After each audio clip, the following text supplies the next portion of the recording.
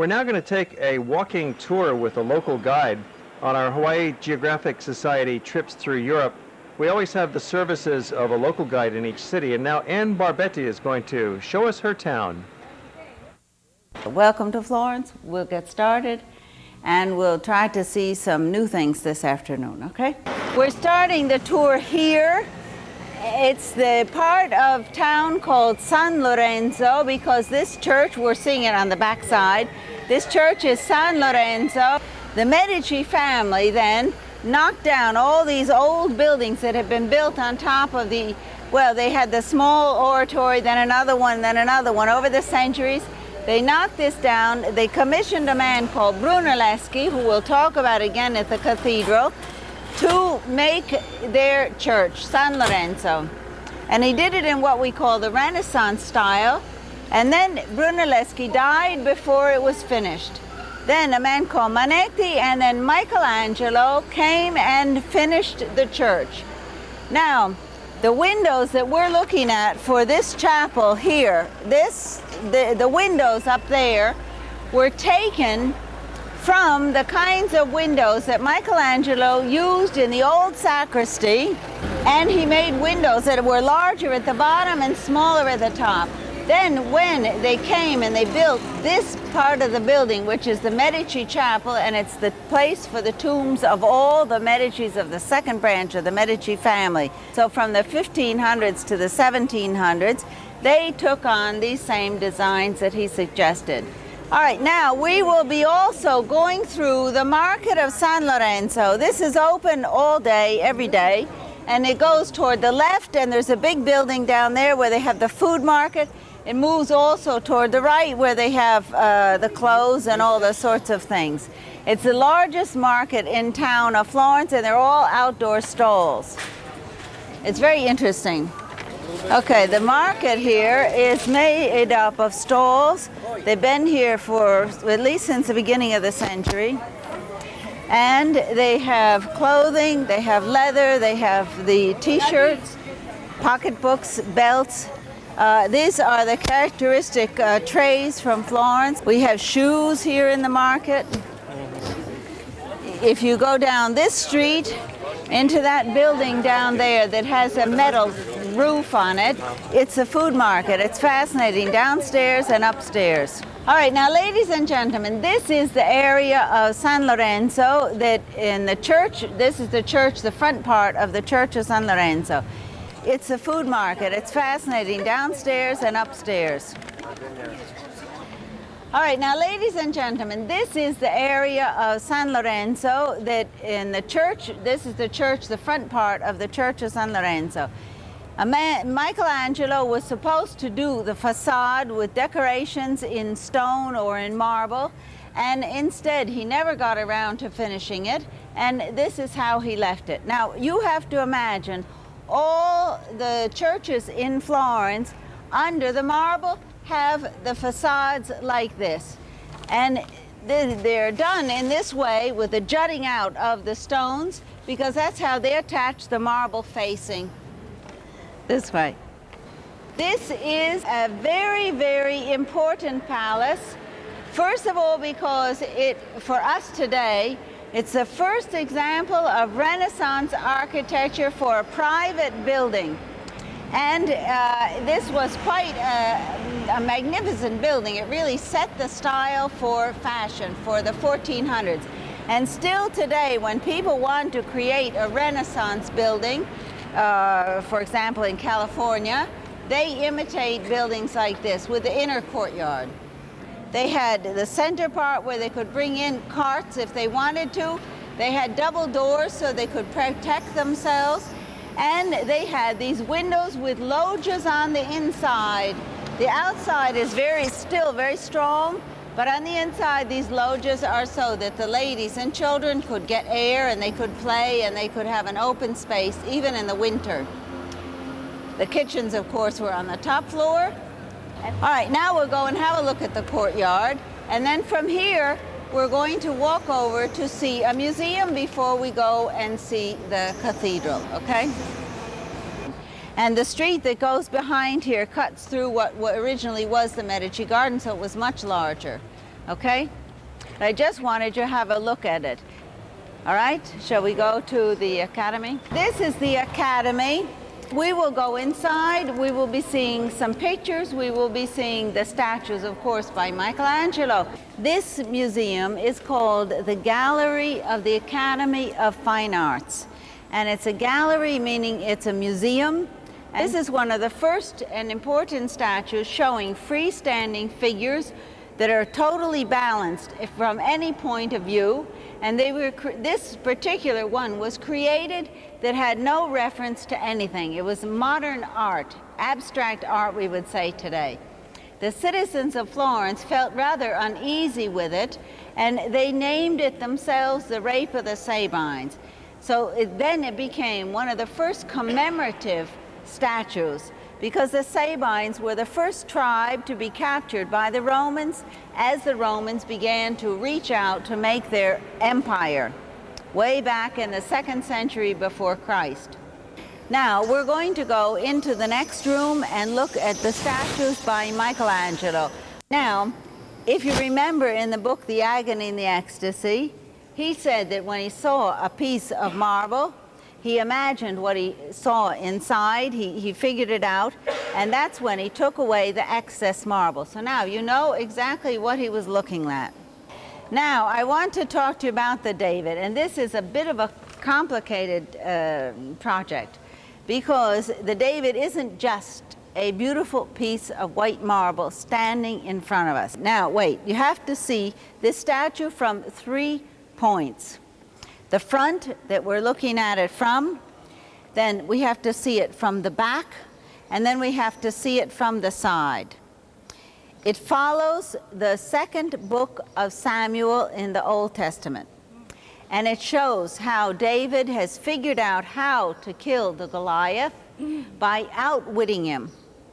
And he does it by standing, as we see him now, standing still, waiting for the Goliath to come close to the David, rather than the David rushing out with all his armor and all his weapons. Now, that brings us to the next point. The David doesn't have any armor on, because in the Bible it said that he took with him only what he was used to using. Michelangelo studied anatomy before he did this statue. And so he knows the movement of the muscles under the skin. Now keep this in mind, and also keep in mind that this foot is extended beyond the pedestal, so this gives us a clue on what we're supposed to look at first. The foot, the knee, and the right hand.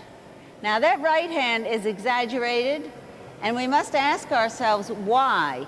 He doesn't want us to look at the wall or a building or whatever's over there.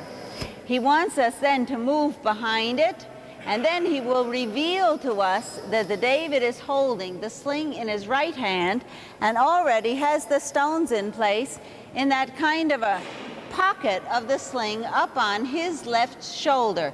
Now it looks like a first baseman's glove, because it kind of opens up and the stones are in place. Now, keep this in mind, that the David is right-handed and that he will be pivoting on this right leg. And now, as we move behind it, we'll see how he comes alive. And at that point, we notice the muscles on the shoulder, down the right arm, the leg, and you ask yourselves, my goodness, now he's much more tense than he was from the front, because the Goliath is getting closer to the David, and so the David is much more tense, he's much more waiting, he's much more alert.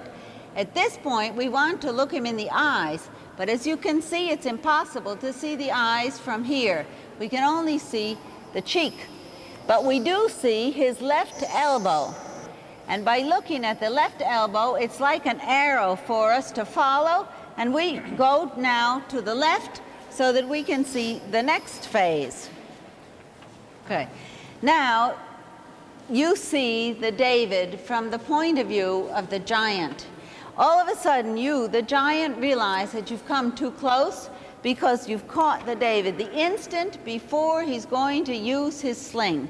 As he raises the elbow, you see the skin moves across the ribs, he begins to lift the left leg. He's going to pivot on the right, and he will use the sling, guiding it down his back and pulling with the right hand like a lasso. Now, it is the Bible, biblical archaeology tells us that at the time of David, they actually fought with stones and slings. So we know that it's possible that David could have fought with something similar to this. So now we've completed reading the second book of Samuel because we followed through the phases. And it's from this elbow that you notice that your eyes are guided up the elbow as the fingers point to the head. And it's the head that now is concentrating all the movement. It's concentrating so much that his brow is furrowed, his eyes are dilated, the nostrils are flared, and it's what doctors call the flight or fight fantasy. Now, also keep in mind that this is one of the first statues where the eyes have been gouged out to suggest the pupils. By doing this, he gives us the impression that the eyes are dilated and that the David is just at the moment when he's going to go and kill the Goliath. So this is very, very important. At this point, we realize that the exaggerated parts of the body were like the numbers that when you give children the game to play of follow the dots, we moved from one point to the other. We've seen the whole statue. We've moved up, the energy has built up, and finally we realize that it's a statue that's far more beautiful than what we thought at the beginning. Down in the other room, down there, you see models of statues and artwork that were done by the teachers in the academy so that the students had good models to follow from. The Accademia is one of just a dozen major art museums in this cradle of the Renaissance of Florence, a view of the great Duomo Cathedral here. And later in the series, we'll be showing you the Bargello Museum and the Museum of the Pitti Palace. And we've also shown you the Uffizi. We'll have more Uffizi highlights coming up later in the series as well, too. And we also have a walking tour with our guide, Anne, who has taken us through Florence on World Traveler many times. We're going to the cathedral, which is the building at the end of this street, and then we will be going through the back streets over to Santa Croce Church. You've already seen, I think, Piazza della Signoria, and so we will be going there very quickly, okay?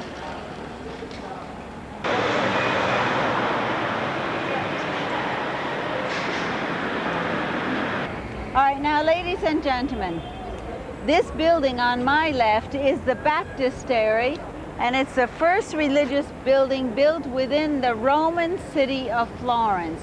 And at the beginning, they baptized adults by submersion.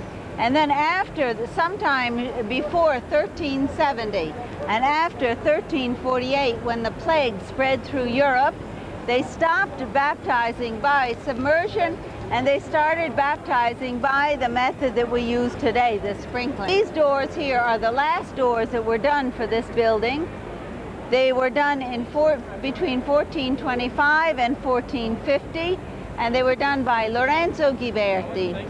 They tell 10 stories of the Old Testament, because Old Testament stories very often are on outside the building because they prophesize the New Testament.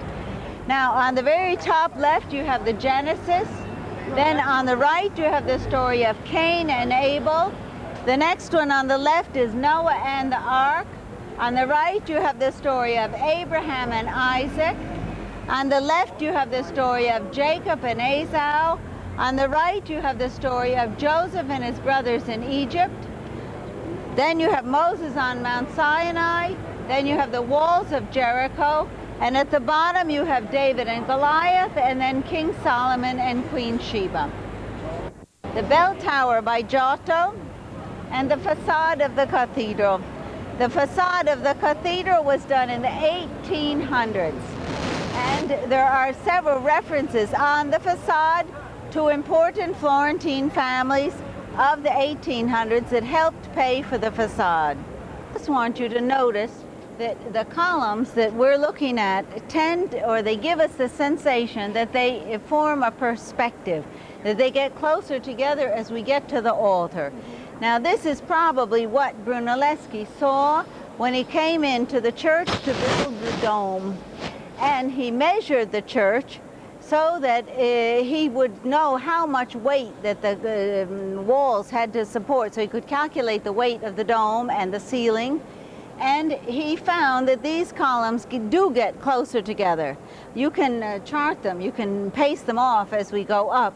And this is probably, or it could very likely be, what suggested him to do more experiments. Then he works out the laws of perspective. He teaches it to Masaccio and other artists like Paolo Cello, Andrea di Castagno that are working in Florence at that time. And then we break through in art to the Renaissance, because finally they can use three-dimensional painting, they can use perspective, they know how to do, they begin to use landscape, and you don't have such flat paintings. Okay, shall we go? Yes. Now we'll be going through some back streets, I hope they're shady, and then we'll stop at a place where you can sit down and have an ice cream. It's a part of Florence that is called the area of Dante, because Dante originally lived in this part of Florence, and this tower is one of the original towers that existed at the time, let's say the 1300s, when Dante lived in Florence.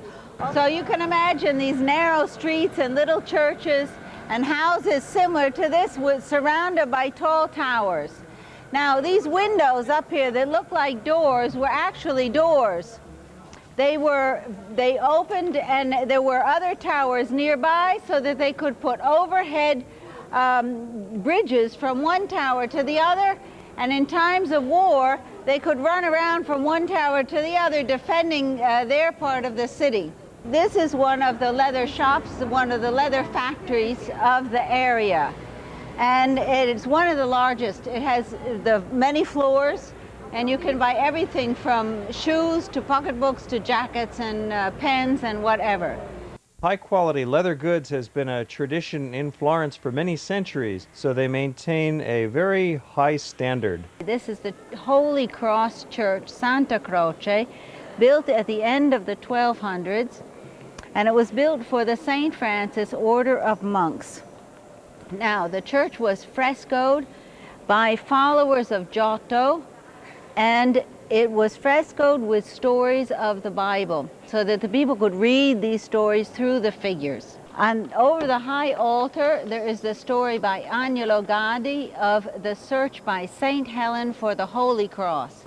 To the right, the two chapels are for the Peruzzi and the Bardi family, and they have frescoes in them by Giotto the painter. And he tried to communicate also with these paintings emotions. He tried to be more natural, he tried to be more human. And so when finally Brunelleschi worked out perspective and Michelangelo began working with anatomy, we call that humanism or the Renaissance. So from Giotto to Michelangelo is the time that all these things are worked out. It's the breaking away from old Byzantine traditions into the modern art of Europe. That's what they say, that Giotto is the father of modern European art. And then after this period, the important city is no longer Florence but Rome, and then eventually Paris. And so we say in Florence, which is incorrect, but they say it anyway in Florence, that you have the beginning of art history with Giotto in the early 1300s, about 1320, he did these, and it ends with Michelangelo in about 1564. Now, Michelangelo lived the last part of his life actually in Rome, and he died in Rome, and then the Florentines stole his body away, and they brought it up to Florence. They buried him in the wall back there in the entryway when we came in. And then, as soon as they realized that the Romans weren't going to come and steal him back again, they built a tomb for him. A man, Giorgio Vasari, did the work. And there's the portrait of Michelangelo on the top, and then painting, sculpture, and architecture around it.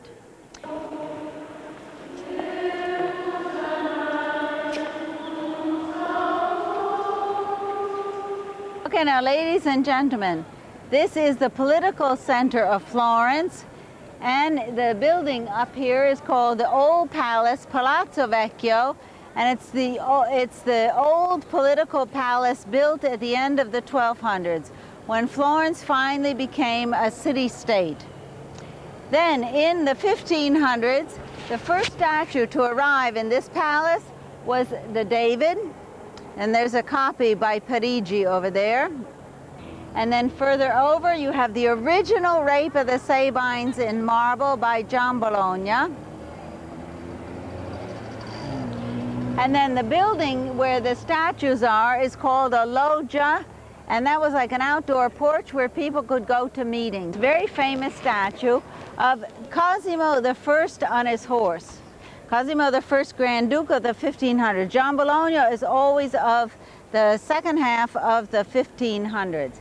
Now, it's a perfectly magnificent horse, because the horse, it seems, represents the people of Tuscany as they were first united under the Grand Duke, under his rule.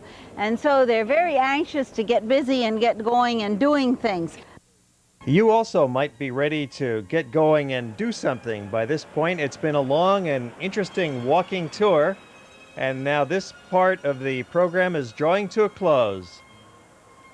Hope you've enjoyed Ann Barbetti's view of Florence.